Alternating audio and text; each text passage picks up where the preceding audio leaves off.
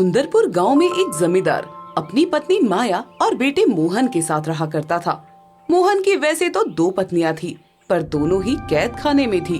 वो दोनों उन सभी के साथ न रहकर कैद खाने में रहा करती थी।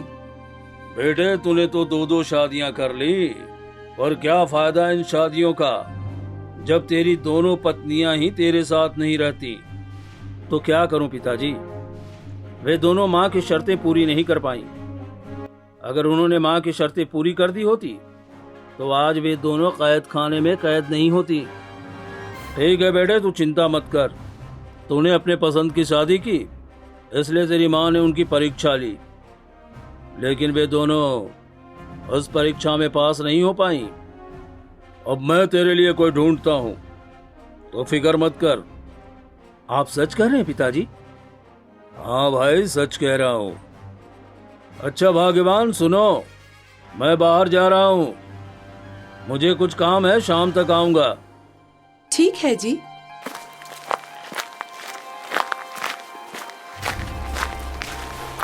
जमींदार चलते चलते काफी दूर निकल जाता है।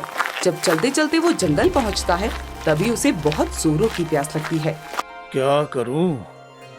बहुत जोरों की प्यास लग रही है और इस जंगल में तो कोई नदी तालाब भी नहीं दिखाई दे रहा। जमींदार जंगल में आगे बढ़ता है, तभी उसकी नजर एक मकान पर जाती है। वो मकान एक कुम्हार का था। जमींदार उस कुम्हार के मकान में जाता है, जहाँ एक बहुत ही सुंदर सी लड़की सुंदर सुंदर घड़े बना रही होती है। बेटी। जी, कौन है आप? बेटी, मैं अपने काम पे जा रहा था, मुझे बड़ी जोरों की प्यास लग रही थी। तुम्हारा घर देखा तो प्यास बुझाने आ गया। क्या तुम मुझे पानी पिला दोगी? जी जी बिल्कुल, आप यहीं ठहरिए, मैं आपके लिए पानी लेकर आती हूँ। कमला अंदर जाती है और एक गिलास पानी ले आती है, लेकिन उस गिलास के पानी में वो कुछ तिनके डाल देती है। इस गिलास का पानी तो बहुत साफ है, और इस लड़की ने गिलास के पानी में ये तिनके क्यों डाले हुए हैं? ये क्या रहस्य है? एक काम करता हूँ, पानी पी लेता हूँ, फिर इस लड़की से इस विषय में पूछता हूँ। जमींदार पानी को अच्छे से धीरे धीरे फूंक फूंक कर और तिनके अलग करके घूंट घूंट पीता है। बेटी, पानी देने के लिए पहले तो तेरा बहुत बहुत धन्यवाद। पर बेटी, एक बात मुझे समझ में नहीं आई। वो क्या? तुमने मुझे जो पानी दिया वो बहुत साफ सुथरा था, लेकिन उसमें तुमने कुछ तिनके के टुकड़े डाले हुए थे। वो मुझे कुछ समझ में नहीं आया। वो तिनके के टुकड़े मैंने इसलिए डाले थे ताकि आप पानी को एक साथ न पिए, बल्कि आप उन तिनकों को धीरे धीरे अलग करके घूंट घूंट पिए। पर ऐसा क्यों? आप बहुत देर से धूप में सफर कर रहे हैं और आपको बहुत जोरों की प्यास लगी थी। अगर मैं आपको पानी का ग्लास बिना तिनकों के डालकर देती तो आप सारा का सारा पानी गटागट पी जाते और इससे आपकी तबीयत खराब हो सकती थी, इसलिए मैंने ऐसा किया। वाह, इतनी समझदार बच्ची है ये। इससे समझदार लड़की तो शायद मुझे ढूंढने पर भी न मिले। क्यों न मैं इसे अपने घर की बहू बना लूं। क्या हुआ? क्या सोच रहे हैं आप? बेटी, तुम्हारे इस घर में और कौन कौन रहता है? मैं और मेरी माँ। अच्छा, ये काम करो बेटी, जाओ तुम अपनी माँ को बुला लाओ। जी ठीक है। कमला अपनी बूढ़ी माँ को बुला लाती है। जी कहिए, कौन है आप और आपको मुझसे क्या काम है? जी, मैं सुंदरपुर गांव का जमींदार हूँ। मुझे आपकी बेटी बहुत अच्छी लगी है, मैं इसे अपने घर की बहू बनाना चाहता हूँ। क्या ये आप क्या कह रहे हैं? हम ठहरे एक मामूली से घड़े बनाने वाले और आप जमींदार। हमारे पास तो 2 वक्त की रोटी भी खाने के लिए नहीं है और न ही हम आपको कुछ दहेज में दे पाएंगे। फिर कैसे बनेगा हमारे बीच संबंध? नहीं नहीं, हमें आपसे कुछ नहीं चाहिए, हमें सिर्फ आपकी बेटी चाहिए। अब आप बताइए, क्या आपको ये रिश्ता मंजूर है? पर मालिक, इतनी जल्दी? हाँ, तो शुभ काम में देर नहीं करनी चाहिए। फिर ठीक है, मैं कल ही बारात लेकर आपके घर आता हूँ। माँ, आप इन्हें हाँ कह दीजिए। बेटी, तू ये क्या कह रही है? मैं इन्हें कैसे हाँ कह दूं? हमारे पास तो 2 वक्त की रोटी खाने के लिए भी कोई अनाज नहीं है। फिर सारी बारात को खाना कैसे खिलाएंगे? माँ, मैं हूँ ना, आप फिक्र मत कीजिए, आप बस हाँ कह दीजिए, बाकी मैं देख लूंगी। ठीक है मालिक, आप कल बारात लेकर आ जाइए। जमींदार अपने घर चला जाता है। बेटी, मैंने मालिक को कल बारात के लिए तो बोल दिया है, लेकिन कैसे क्या होगा मुझे तो कुछ समझ नहीं आ रहा। माँ, आप फिक्र मत कीजिए, सुबह देखते हैं जो भी होगा। माँ, ओ माँ, जल्दी उठ। क्या हुआ बेटी? जल्दी से गांव के 2 लोगों को बुला ला जो डोली को उठा सके। साथ में एक दिया और माचिस भी रख देना और मुझे तैयार करके बारात आने से पहले भिजवा दे। बुढ़िया ने ऐसा ही किया। जब आधे रास्ते में दूल्हा बारात समेत आ गया, तब कमला भी पहुंच जाती है। भैया, डोली यहीं रोक दीजिए। ये क्या बेटी, तुम क्यों आ गई? देखिए जी, आप ठहरे बड़े जमींदार और हम हैं एक गरीब। हमने सोचा कि रिश्ते की तो वैसे भी बात पक्की हो गई है, आप क्यों अपने आप को तकलीफ दें, हम खुद ही आ जाते हैं। वैसे खाना बन गया है, अगर आप सभी को हमारे घर चलना है तो चल सकते हैं। खाना वाना खाकर हम वापस आ जाएंगे। अरे नहीं नहीं नहीं, काफी लंबा सफर है। अब इतना लंबा सफर करने से क्या मतलब? हमें तो वैसे भी अपने घर की बहू मिल गई है, तो अब हमें वहां जाने की क्या जरूरत है। हम यहीं से वापस चलते हैं और यही अच्छा भी होगा। जमींदार ऐसा कहकर कमला को अपने घर ले आते हैं। अब मैं अपनी पसंद की बहू तो ले आया, पर मुझे डर है कि कहीं मेरी पत्नी इसे भी परीक्षा में फेल न कर दे। इसकी शर्त 2 बहुओं पर तो भारी पड़ गई है, अब इस पर भी ना पड़ जाए। ले आए अपने पसंद की बहू। चलो, अब मैं इसे ले जाकर देखूं तो ये मेरे इस घर में रहने लायक है भी कि नहीं, ये मेरी शर्त को पूरा कर पाती है कि नहीं। शर्त? कैसी शर्त माँ? आओ बताती हूँ।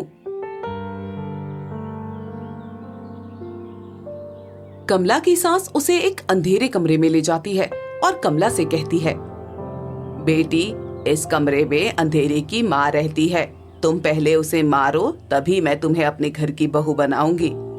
कमला थोड़ी देर खड़े खड़े सोचती है, फिर उसकी माँ ने जो माचिस और दिया उसको दिया था वो निकालती है और जला देती है, जिससे सारे कमरे में उजाला फैल जाता है।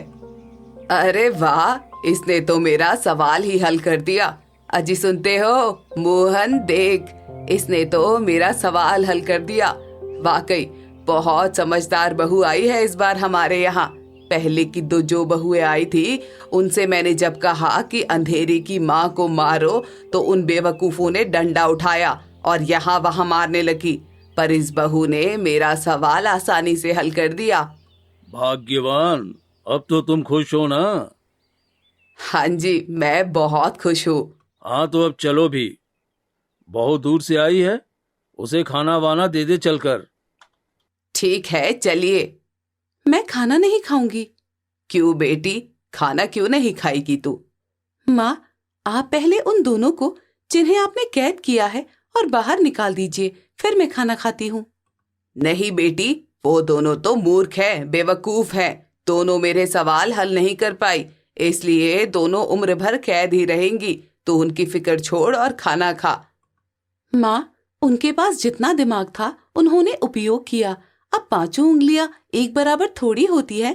आप उन्हें माफ कर दीजिए। उन्हें नहीं समझ आया तो उसमें उनकी कोई गलती नहीं। आप कृपया कर उन्हें माफ कर दीजिए। ठीक है, मैं उन्हें उस कैद से बाहर निकाल देती हूँ।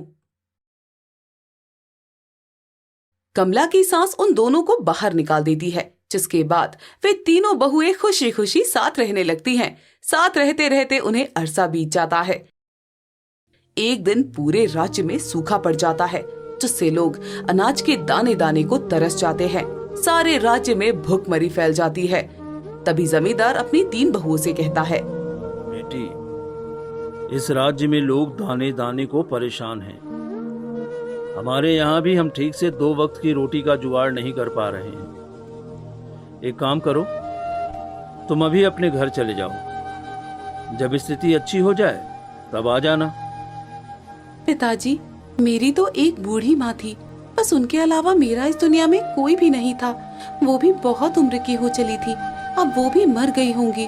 अब मैं अपने घर भी नहीं जा सकती, पर हाँ, एक काम कर सकती हूँ। मैं खुद कुछ काम तलाशती हूँ और आप सभी की जिम्मेदारी ले लेती हूँ। बस मुझे आप मेरे मायके मत भेजिए। ठीक है बेटी, अगर तेरी यही इच्छा है तो ठीक है। कमला अपना मर्दाना भेष बनाती है और काम की तलाश में दूसरे राज्य निकल पड़ती है। वो एक राजा के पास पहुंचती है और कहती है, महाराज, मैं बड़ी दूर से आया हूँ और मेरे राज्य में भूखमरी पड़ी हुई है। समझ नहीं आ रहा कि क्या करूँ। मेरी 3 पत्नियां हैं, बूढ़े माँ बाप हैं, उनका लालन पालन मेरे ही जिम्मे है। क्या आप कृपया करके मुझे कोई काम दे देंगे? हाँ, मुझे भी एक बहुत तेज तर्रार होनहार आदमी की जरूरत है। जी महाराज, बिल्कुल बताइए क्या काम है, मैं बिल्कुल करूँगा। मेरे पास एक काम है। यहाँ इस राज्य में जब जब किसी दोषी को सजा और फांसी दी जाती है तो उसकी लाश अचानक न जाने कहाँ गायब हो जाती है। तुम्हें उस लाश का पहरा देना है और पता लगाना है कि आखिर लाश जाती कहाँ है। सुबह तक लाश न जाने कौन खा जाता है, जिससे लोग मुझे न जाने पीठ पीछे क्या क्या कहते हैं। राज्य के सारे लोग कहते हैं कि राजा लोगों को फांसी की सजा देने के बाद न जाने लाश क्या करता है और हमें देता भी नहीं है। तुम अगर मेरा ये काम कर सकते हो तो करो, मैं तुम्हें अच्छा खासा धन दूंगा। जी ठीक है महाराज, मुझे ये काम मंजूर है और आप मुझे एक तलवार और एक जाल दे दो। ठीक है।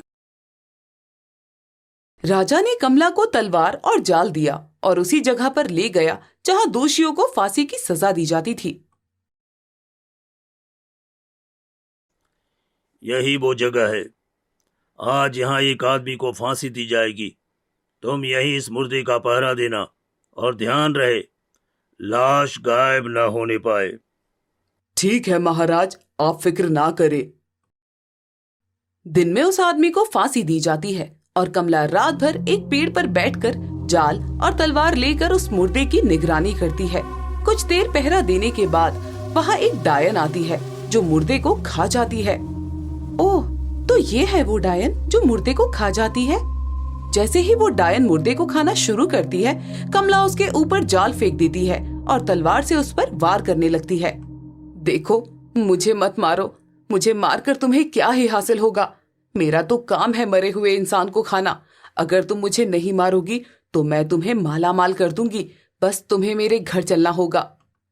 तुम्हारे घर पर? तुम्हारा घर कहाँ है?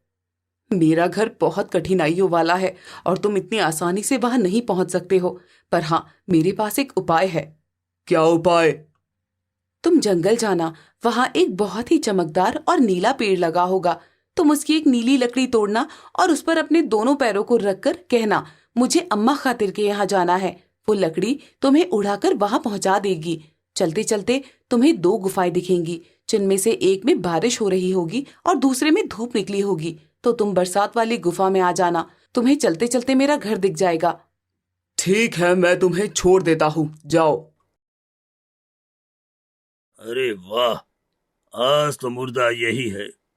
चलो, आज मैं तुम्हें इस काम के बदले 1 टका देता हूँ और तुम्हारा नाम भी आज से टका सिपाही रखता हूँ। महाराज, मुझे माफ करिएगा, परंतु मैं कल नहीं आ पाऊंगा। मुझे कल बहुत जरूरी काम है। ठीक है, कोई बात नहीं। एक काम करो, तुम्हारा तो रात का ही काम है ना, तो तुम रात को आ जाना। ठीक है महाराज। कमला ऐसा कहकर जंगल की ओर निकल जाती है। वहां वो उस जंगल में नीली लकड़ी ढूंढती है और उस पर अपने दोनों पैर रखकर कहती है, ए लकड़ी, तू मुझे अम्मा खातिर के यहाँ ले चल। जैसे ही कमला ने ऐसा बोला, लकड़ी कमला को लेकर उड़ने लगती है और उन दो गुफा के पास पहुंच जाती है। उस डायन ने कहा था कि जिस गुफा से पानी गिर रहा होगा उस गुफा में जाना। मैं इस पानी वाली गुफा में जाती हूँ। कमला जैसे ही पानी वाली गुफा के अंदर जाती है, एक बहुत ही सुनसान रास्ते पर निकलती है जहाँ केवल एक घर था। उसी घर के ऊपर वो डायन और उसकी छोटी बेटी बैठी हुई थी। अम्मा अम्मा, वो देखो, आज तो इंसान खुद हमारे पास चलकर आया है। आज तो बढ़िया दावत होने वाली है। अरे नहीं नहीं बेटी, उसको मारने की सोचना भी नहीं। वो इंसान बड़ा खतरनाक है। उसी ने मेरा मुर्दा खाना बंद करवाया है। तुम बिल्कुल चुप रहना, कुछ मत बोलना, समझी? कमला उनके पास जाती है। बेटा, आ गए तुम? हाँ, मैं आ गया। बेटा, ये मेरी बेटी है, तुम इससे शादी कर लो और अपने साथ ले जाओ। डायन की बेटी बहुत ही खूबसूरत थी, जिसकी शादी डायन कमला से करवाना चाहती थी। ठीक है, मैं इसे अपने साथ ले जाता हूँ और इससे विवाह भी कर लूंगा। ठीक है, जब तुम इसे ले जाने के लिए तैयार हो तो रुको, मैं तुम्हें कुछ देना चाहती हूँ। डायन अपने कपड़े का एक टुकड़ा फाड़ती है और कमला को दे देती है। लो, तुम इसे अपने साथ ले जाओ और इस कपड़े के टुकड़े से तुम्हारे सारे घर के लोगों के कपड़े बन जाएंगे। डायन कमला को एक डिबिया भी देती है। ये डिबिया बड़े ही काम की चीज है। अगर तुम इस डिबिया से किसी भी चीज का इरादा करोगे तो तुम्हें वो चीज आसानी से मिल जाएगी। ये लो, ये उड़ान दस्ता है। अगर तुम इस उड़ान दस्ते से कहीं भी ले जाने बोलोगे तो ये तुम्हें उड़ान दस्ता वहीं लेकर के जाएगा। अच्छा, तुम्हारा बहुत बहुत शुक्रिया। अब मैं चलता हूँ, मुझे महल जाकर रात में पहरेदारी भी करनी है। ठीक है। कमला डायन की बेटी को लेकर पहले सीधे अपने घर आती है। अपने घर के सारे लोगों को वो कपड़ा देती है, जिससे सबके बहुत सुंदर सुंदर कपड़े बनकर तैयार हो जाते हैं। एक दिन की बात है, मंत्री कमला के घर से गुजरता है, तभी उसे प्यास लगती है। बड़ी जोरों की प्यास लग रही है। चलो इसी घर से किसी से मदद मांगता हूँ। कोई है अंदर? कोई है क्या? हाँ, कहो, क्या बात है? अरे बड़ी जोरों की प्यास लग रही थी, जरा पानी पिला देंगी क्या? हाँ हाँ जरूर, क्यों नहीं, आइए, अंदर आइए। अरे वाह, इन लोगों का मकान तो छोटा सा है, लेकिन इनके कपड़े तो देखो, किसी शाही परिवार के कपड़ों की तरह लग रहे हैं। पर ये कपड़े इन सभी के पास आए कहाँ से? तभी उसे कमला दिखती है। अरे तुम्हारा घर है ये? जी, ये मेरा घर है। ये लीजिए पानी। ठीक है, फिर मैं चलता हूँ। मंत्री सीधे राजा जी के पास पहुंचता है और उन्हें बताता है। महाराज, ये जो आपने महल में नौकर रखा है ना, अरे मुर्दों की देख रेख के लिए, इसके घर में बहुत सुंदर सुंदर औरतें हैं। इतना ही नहीं, इसके घर की सारी औरतें इतने अच्छे कपड़े पहनती हैं जिसका कोई जवाब नहीं। ऐसे कपड़े तो हमारे महल में भी किसी के पास नहीं है। क्या सच कह रहे हो मंत्री? जी महाराज, मैं बिल्कुल सच कह रहा हूँ। पर उसकी सारी पत्नियां मुझे कैसे हासिल होंगी? महाराज, मेरे पास एक उपाय है। हाँ हाँ मंत्री, जल्दी बताओ, क्या उपाय है? आप उस नौकर को यहाँ बुलाइए और उससे कहिए कि आपके राज्य के इस कोने से उस कोने तक बहुत लंबी नदी बनाए, और वो भी सिर्फ एक रात में। राजा दूसरे दिन कमला को बुलवाता है। तुम्हें आज मेरा एक काम करना है। तुम्हें मेरे इस राज्य में एक दिन में बहुत गहरी नदी बनानी है। अगर तुम ऐसा नहीं कर पाए तो मैं तुम्हें फांसी दे दूंगा। कमला सोच में पड़ जाती है और अपने घर जाती है। क्या हुआ जी, आप बहुत परेशान लग रहे हैं। कमला उसे सारी बात बताती है। बस इतनी सी बात? ये तो बहुत आसान काम है और आप चिंतित हो रहे हैं। ये आसान काम है? तुम पागल हो क्या? और क्या, अम्मा ने जो आपको डिबिया दी थी वो किस काम आएगी? आप उस डिबिया से जो चाहो मांग सकते हो। एक काम करिए, आप उस डिबिया से 2 जिन मांगिए ताकि वो दोनों एक रात में नदी बना दे। कमला ऐसा ही करती है, जिससे एक रात में नदी बनकर तैयार हो जाती है। महाराज, ये आपने क्या किया? इतनी लंबी चौड़ी नदी बनवा दी जिसमें सारे बच्चे जानवर गिर रहे हैं। महाराज, आपने नदी बनाकर अच्छा नहीं किया। आदमी चला जाता है। हरामखोर, तेरी वजह से हुआ जो भी हुआ है। राजा दूसरे दिन कमला से कहकर सारी नदी को हटवा देते हैं। महाराज, कुछ तो करना पड़ेगा ना, वरना वे सुंदर औरतें आपको कैसे मिलेंगी? फिर क्या करूं, तुम ही बताओ। महाराज, मेरे पास एक उपाय और है। आप कल उससे कहना कि वो जाकर पता लगाए कि आपके माता पिता स्वर्ग में है या नरक में। राजा दूसरे दिन फिर कमला को बुलवाता है। जाओ, मेरे माता पिता का पता लगा कर आओ कि वो स्वर्ग में है कि नरक में। अगर तुमने पता लगा लिया तो मैं तुम्हें बहुत सारा इनाम दूंगा, और अगर तुमने नहीं पता लगाया तो मैं तुम्हें सजा दूंगा। कमला फिर अपने घर जाती है और उदास बैठ जाती है। आज आप फिर उदास हैं, क्या हुआ जी? कमला उसे सारी बातें बताती है। बस इतनी सी बात के लिए आप चिंतित हो रहे हैं? आप एक काम करिए, राजा से कहकर एक चिता तैयार करवाइए और आप उस पर लेट जाना। साथ में डिबिया भी रख लेना। जब चिता जलने लगे तब आप डिबिया से कहना कि मुझे एक छोटी चिड़िया बना दे, और चिता जलने पर आप वहां से उड़ जाना। कमला दूसरे दिन राजा जी के पास पहुंचती है। महाराज, आप एक चिता तैयार करिए ताकि मैं पता लगा सकूं कि आपके माता पिता कहाँ हैं, लेकिन मुझे इस काम में 8 दिन का समय लगेगा। ठीक है। राजा कमला की बात सुनकर बहुत खुश होते हैं। वो फौरन चिता तैयार करवाता है, जिसके बाद कमला वहां से चिड़िया बनकर उड़ जाती है। अरे, अब मरने के बाद कोई कहाँ आने वाला है? एक काम करता हूँ, उसकी सारी औरतों को मैं अपने महल में ले आता हूँ।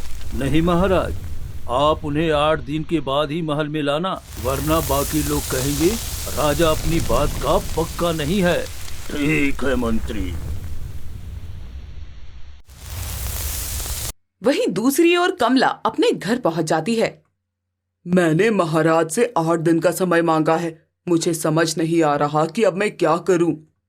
ये जो भी हो रहा है उस मंत्री की वजह से हो रहा है। राजा को अक्ल देने वाला कोई और नहीं बल्कि वो मंत्री ही है। तो मैं इसका क्या करूं?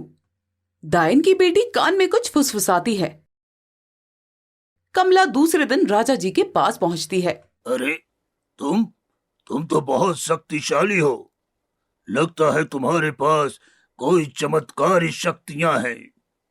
महाराज, मैं आपके माता पिता से मिलकर आया। वो दोनों वहां बहुत खुश हैं।